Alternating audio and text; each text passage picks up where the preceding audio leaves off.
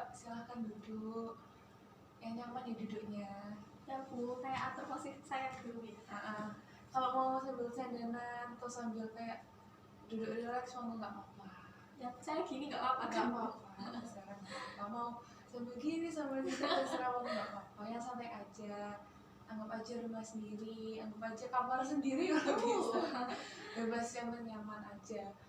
Mungkin dari ruangannya kurang dingin atau mungkin Mbak butuh sesuatu, monggo nanti bisa bilang ke Ibu bisa dinginkan lagi supaya Mbak lebih nyaman.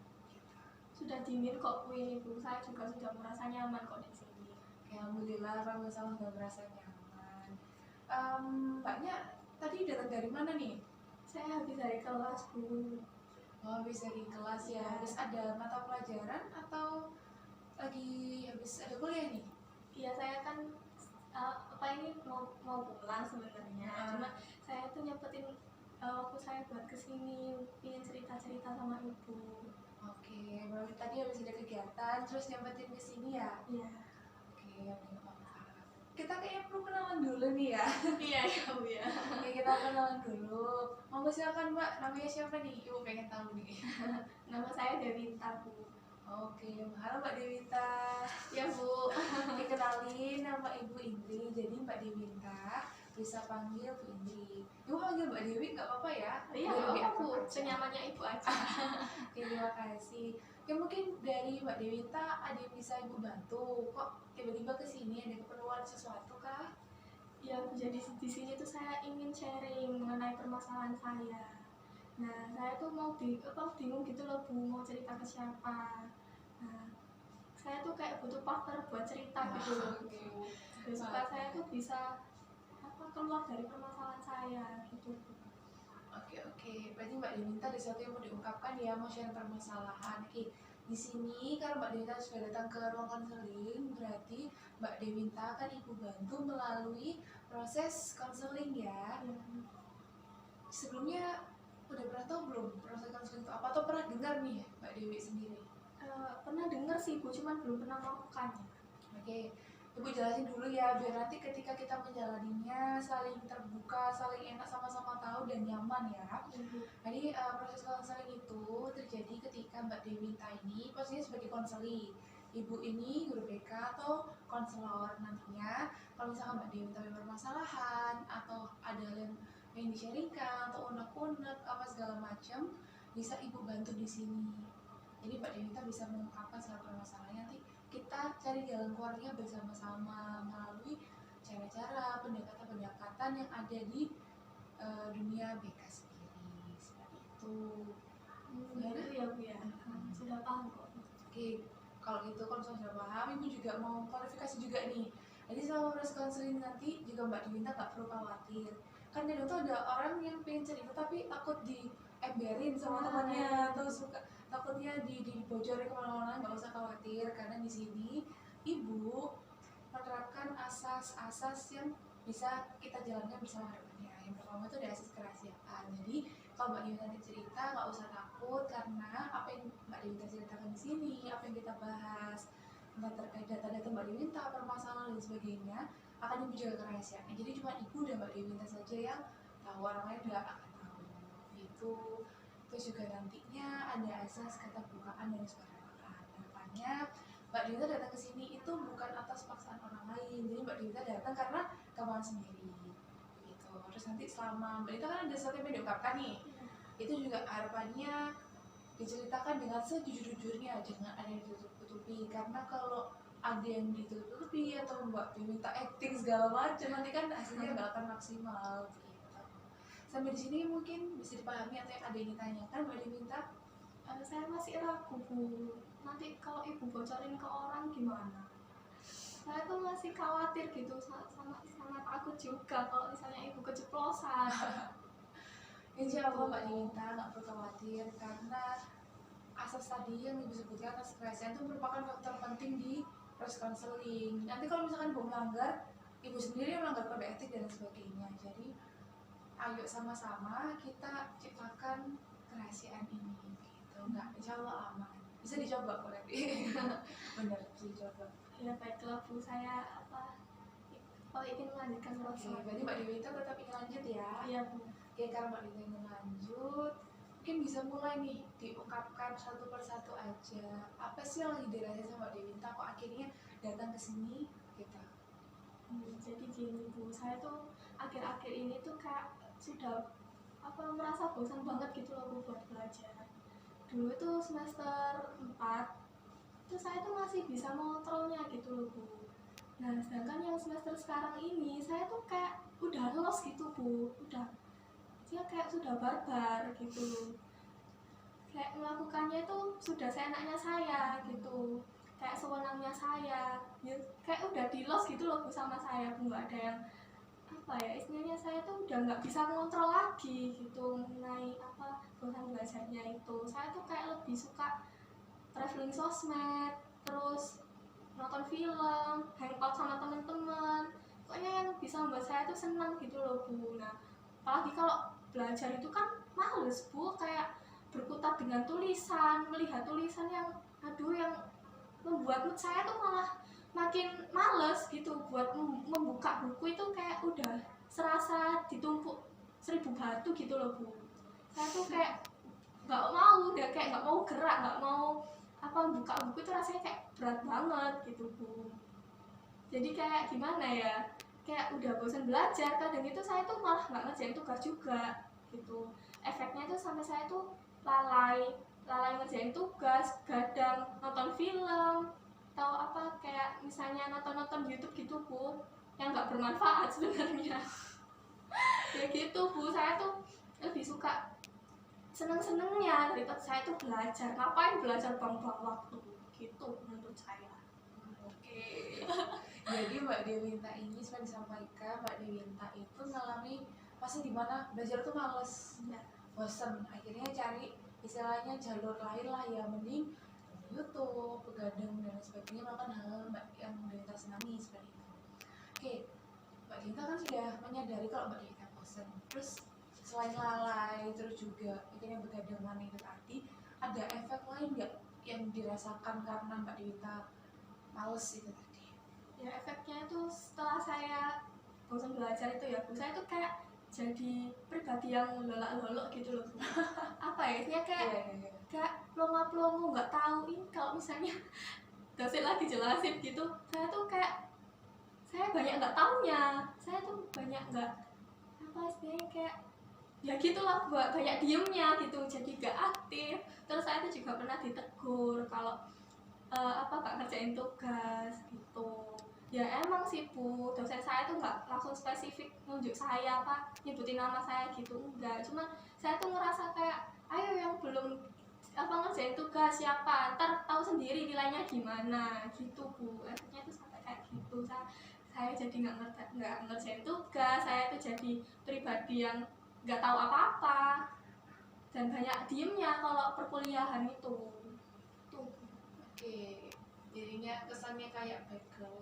Nah, Udah nggak bad boy lagi nih berarti ya. Kira tugas jadi keteteran nggak sih kalau Iya, kayak Bu. gitu ya? Jadi pastinya. bingung mau ngerjain yang mana dulu. Padahal kan tugas-tugas kan banyak ya, tapi nggak dikerjain, akhirnya numpuk, akhirnya bingung sendiri Bang. Oke, kalau Mbak Dewinta ngerasa akhirnya nggak bisa ngerjain tugas, harus begadang dan sebagainya, ada nggak sih ngerasa di dalam diri, kenapa ya kok aku bisa malas? Pernah ngerasa gitu nggak?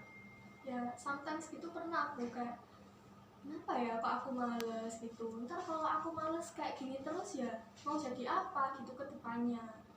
Sedangkan waktu perkuliahan aja saya banyak diemnya, teman-teman saya aja pada aktif Bu, saya tuh kayak merasa gini, itu teman-teman saya loh bisa, kok saya cuma diem aja kerjaannya kayak gitu. Sometimes pernah sih Bu mikir kayak gitu, cuman ya ngapain, bodo amat ya, biarin lah orang, yang penting aku seneng-seneng, yang penting kan bisa nonton YouTube seharian, nonton film seharian, atau hangout bareng gitu loh Bu. Jadi itu udah gak mikir buat belajar lagi, ngapain orang udah seneng belajar buat buang-buang waktu aja gitu.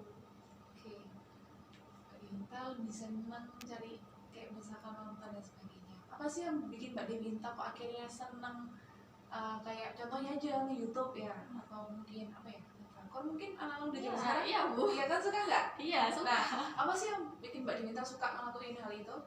Ya kan kalau nonton YouTube gitu sambil rebahan kan Bu. Terus apa ini kayak dapet feelnya gitu loh Bu. Kalau nonton drakor juga kan seolah-olah saya tuh terbawa suasana gitu loh sama perannya mereka yang main drakor itu. Jadi tuh saya tuh kayak happy sendiri gitu loh Bu ngelihatnya. Terus baper-baper sendiri gitu. Nah kalau belajar kan apa ya Bu? Kalau misalnya saya tiduran kan ya nggak masuk pastinya, nggak masuk di otak. Ya udah mending nggak usah belajar. Tuh Bu. Oke, nggak usah belajar. Sekarang ibu tanya lagi nih.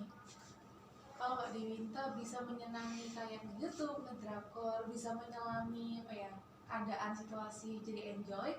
Terus apa sih yang membuat Mbak Dewinta ini kok akhirnya males ngadepin kayak tugas atau pelajaran? Kira kok kayak kesannya udah ogah aku mending kesini. Apa yang bikin Mbak Dewinta tuh ngerasa males? Ya itu tadi Bu kan berkutat sama tulisan tadi. Itu yang buat saya bosen. Wah, kan banyak banget gitu loh Bu tulisannya. Malah berat banget buat belajar. Terus apa ini namanya kalau ngerjain tugas juga itu kan ngetik kan pegel gitu loh Bu, pegel. Terus apa ya ujung-ujungnya tulisan lagi gitu loh Bu. Saya tuh males kalau ngelihat tulisan sebanyak itu yang membuat saya tuh lebih memilih menyenangkan diri saya dengan sesuatu hal yang bisa buat saya senang daripada belajar gitu. Oke, apakah dengan kamu melihat tulisan aja nih akhirnya kamu merasa malas atau di selainnya materi pelajaran lain? Kan materi pelajaran kan nggak harus tentang tulisan ya atau berhubungan sama buku yang tebel dan lain sebagainya, ataukah cuma di itu aja atau di seluruh yang berhubungan dengan pelajaran kamu malas? Ya kalau misalnya saya sudah asik dengan dunia saya jadi malas semuanya Bu, malas belajar. Saya kalau saya lagi sudah asik nonton film, nonton drakor gitu, saya udah nggak mikir buat belajar lagi gitu. Soalnya ya karena alasan saya itu udah karena pemikiran saya sudah ngeliat tulisan itu yang membuat saya bosan gitu. Jadi ya udah males buat belajar, ngapain, mending seneng-seneng. Apakah semua tugas itu selalu dengan tulisan? Kan ya kita tahu kan era sekarang kan udah lebih maju, kadang tuh tugas nggak selalu perlu menulis, kadang ada tugas buat apa namanya media-media yang lain. Apakah dengan tugas tulisan itu aja kamu bosan atau ada tugas-tugas lain? Atau ada hal lain yang bikin kamu kok nggak banget deh gitu? Ada nggak sih? Ya sebenarnya sih ada ya Bu ya, seperti yang kata ibu tadi itu zaman semakin maju ya bisa menggunakan media lain. Tapi ya itu Bu, kalau yang ada tulisannya itu saya udah ogah. Tapi kalau misalnya kayak nonton film atau dianalisis gitu atau gimana pendapatnya gitu, udah itu baru saya seneng Bu kalau kayak gitu. Atau kayak istilahnya kayak yang nggak berhubungan dengan tulisan tadi itu saya jadi lebih senang. Nah kalau yang berhubungan dengan tulisan sudah ogah buat ngerjainnya, udah males buat belajarnya gitu. Oke, ada apa dengan tulisan? Selain bikin bosan terus karena apa namanya kayak mungkin kesannya banyak dan aduh ribet gitu ya, bikin sakit mata kalau kita kata anak muda zaman sekarang. Apa sih yang bikin males di tulisan itu? Padahal kan kalau kita misalkan nonton drakor nih, biasa nonton drakor kan ada subtitlenya tuh, itu kan juga tulisan. Terus yang bikin bosan itu apanya sih gitu? Ya soalnya itu loh Bu, kalau nonton drakor gitu kan bergerak gitu kan Bu, dan kita sambil tiduran. Terus karena kan emang saya juga punya pikiran kalau nonton drakor buat saya enjoy. Nah sedangkan dengan belajar tadi yang banyak tulisan itu saya sudah merasa bahwa aku akan bosan ya, jadinya saya nggak mau melakukannya itu tadi. Jadi ya mungkin ini berawal dari pikiran saya sih Bu, yang seperti sudah males buat belajar. Udah coba metode belajar yang lain? Sudah, cuman ya kan ya seperti kata ibu tadi selalu berhubungan dengan tulisan. Oke. Ya jadi itu saya masih bingung, sampai sekarang itu bingung gimana ya caranya gitu, atau apa yang harus saya rubah supaya saya tuh kayak bisa menghadapi tulisan-tulisan ini gitu. Kesannya kayak tulisan itu kayak mantan gak sih? Males untuk dihadapi. Sih mau dihadapi tuh kayak sungkan, nggak dihadapi kok rasanya eman ya. Oke. Jadi ibu ambil ini ya dari apa Mbak Dewinta katakan, kalau Mbak Dewinta sebenarnya mulai ngerasa kok aku ini males, apalagi males itu gara-gara melihat tulisan yang bikin sakit mata, yang terlalu saklek gitu kan ya. Sedangkan Mbak Dewinta sendiri itu lebih suka sesuatu yang variatif, entah dengan gambar-gambar bergerak atau dengan kayak misalkan film dan media-media lain yang nggak terlalu kaku. Nah karena Mbak Dewinta ini tadi males, ya kan, males karena nganggap tugas-tugas yang berbau tulisan tuh bosenin, akhirnya Mbak Dewinta itu meninggalkan itu semua dan akhirnya lebih memilih untuk mengerjakan kegiatan Mbak Dewinta senangi, misalkan menonton film, drakor dan lain sebagainya, rebahan sambil nonton YouTube dan sebagainya seperti itu. Akhirnya Mbak Dewinta ini secara nggak sadar sudah membuat suatu permasalahan baru nggak sih, akhirnya tugasnya keteteran, dapat teguran dari dosen, ya kan, nggak bisa memanajemen diri Mbak Dewinta sendiri termasuk manajemen belajar seperti itu. Iya Bu. Oke. Karena tadi Mbak Dewinta sudah menjelaskan, ayo sekarang kita coba nih, kita ubah apa sih yang bisa kita ubah bersama-sama. Sekarang gini, Mbak Dewinta kan sadar kalau misalkan males itu nggak akan membawa perubahan di diri Mbak Dewinta kan ya. Tapi Mbak Dewinta itu sebenarnya pengen keluar dari permasalahan malas itu, ya kan? Karena menurut Ibu sih permasalahan terbesar seorang pelajar itu bukan bodoh atau nggak bisa, tapi males. Penyakitnya itu males. Oke. Sekarang Ibu tanya gini, kalau Mbak Dewinta terus-terusan misalnya rebahan, nggak melakukan kegiatan apa namanya kayak misalkan usaha lah, nggak ada effort buat mencoba belajar, terus-terusan drakor, terus-terusan YouTubean rebahan, apakah bakal merubah kebiasaan itu jadi baik? Maaf ya ini belum Ibu semprot. Nggak, wanita cantik tuh emang suka gitu ya. Oke, lanjut ya. Kalau misalnya Mbak Dewinta pengen istilahnya keluar dari zona nyaman tadi, kalau Mbak Dewinta terus-terusan rebahan, apakah Mbak Dewinta bisa jadi orang lebih baik? Ya enggak Bu, saya ya mundur ke belakang pastinya. Oke, mundur ke belakang yang pertama. Terus, apakah dengan tulisan saja, mengatasnamakan tulisan itu, dunia Mbak Dewinta akan selama-lamanya bosan? Karena Mbak tadi kan bilang, aku tuh bosan tulisan. Padahal tulisan itu ada di mana-mana. Mbak Dewinta sadari kan, kalau misalkan tulisan itu di drakor pun tuh ya ada kan. Mbak Dewinta buka HP, YouTube pun kita ngetik ada tulisan di keyboard, di apa itu kan pasti ada. Terus kenapa Mbak Dewinta kok mengatasnamakan bosan? Padahal kan media sudah banyak. Apakah Mbak Dewinta sudah mencoba untuk mencari media lain atau metode yang Mbak Dewinta senangi? Sudah belum?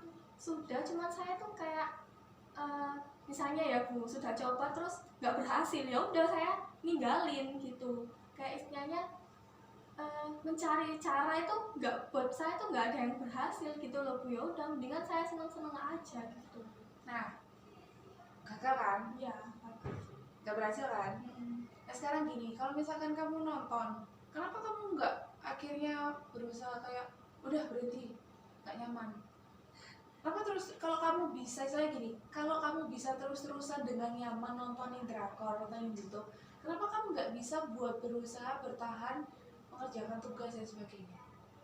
Ya mungkin apa ya Bu, dari diri saya sendiri tuh yang tidak ada kemauan. Buat saya tuh berusaha menjadi orang yang lebih baik. Nah kalau saya nonton drakor itu kan saya sudah kayak falling in love banget gitu loh Bu sama nonton drakor, nonton YouTube gitu. Nah kalau dengan belajar itu kan saya udah males, dari awalnya tuh udah males, terus saya tuh nggak ada usaha juga buat istilahnya itu biar saya tuh bisa teratur belajar, rajin belajar. Itu tuh saya tuh kayak nggak ada sama sekali gitu loh Bu pikiran itu. Kalau mungkin saya coba pelan-pelan pasti saya bisa, tapi saya sendiri tuh udah gak yakin saja gitu dengan apa yang saya lakukan. Nanti kalau misalnya saya belajar terus ntar bosen lagi gimana, nah itu loh Bu, pikiran-pikiran jelek itu yang selalu mengganggu saya. Oke. Ketakutan diri sendiri, nggak yakin. Kamu udah coba belum? Kalau misalkan kamu belum coba, kenapa takut untuk gagal? Kenapa takut untuk bosan? Sama halnya gini, kamu awalnya kan pasti dulunya nggak kenal apa itu YouTube, nggak kenal apa itu drakor. Kenapa kamu bisa jatuh cinta sama mereka? Karena kamu mencoba dan kamu membiasakan diri. Sekarang kenapa kamu nggak bisa membiasakan diri? Kenapa nggak mau mencoba, nggak mau bertahan untuk coba belajar? padahal kan sama-sama berat sebenarnya. Kalau ibu pribadi ya terus-terusan atau orang lainnya nggak senang drakor atau nggak ngerti drakor itu apa, kok betah sih dia berjam-jam, sama halnya kayak belajar. Kalau kamu nggak nyoba, kamu nggak berusaha untuk memecut dirimu, kamu juga nggak akan berhasil gitu. Sebenarnya gini, masalah males, masalah kamu nggak nyaman, kamu bosan atau ketakutanmu itu berasal dari pikiranmu. Gak ada yang namanya tulisan itu salah atau misalkan dosen itu salah atau apa itu salah, enggak. Apalagi yang kamu katakan itu merujuk pada keadaan, ya kan? Keadaan yang mau salah, tulisannya bikin bosan, aduh aku males, ini tuh nggak enak. Kamu menyalahkan keadaan, padahal yang salah itu bukan keadaan tapi pola pikir kita. Selama apapun, sesering apapun kita menyalahkan keadaan, tapi kalau dari diri kita nggak ada perubahan, nggak ada mau niat untuk mencoba, ya akan salah terus gitu.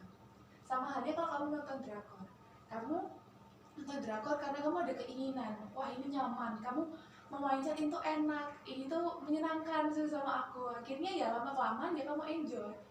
Kalau kamu terus-terusan misalnya menyalahkan apa itu namanya tulisan, menyalahkan tugas-tugas, ya kan selamanya tugas itu salah. Sama kayak misalkan cewek itu ngomong semua cowok itu sama, semua cowok itu salah, semua cowok itu sama aja, itu sama kayak gitu. Jadi yang perlu diubah adalah mindsetmu, mau mencoba. Kan kamu tadi bilang kamu udah nyoba tapi gagal, ya siapa tahu hasilnya kalau misalkan cuma sekali coba, kan nggak ada hasilnya sama sekali. Sama halnya kalau kamu nonton drakor satu episode nggak bisa kan, pengennya lanjut sama kayak belajar kalau misalkan cuma sekali belajar itu istilahnya mek dapat apa ya, ujung lidah mek emang manisnya tok gitu loh, mek sak seruput tok, yang lainnya kan belum dapat gitu loh.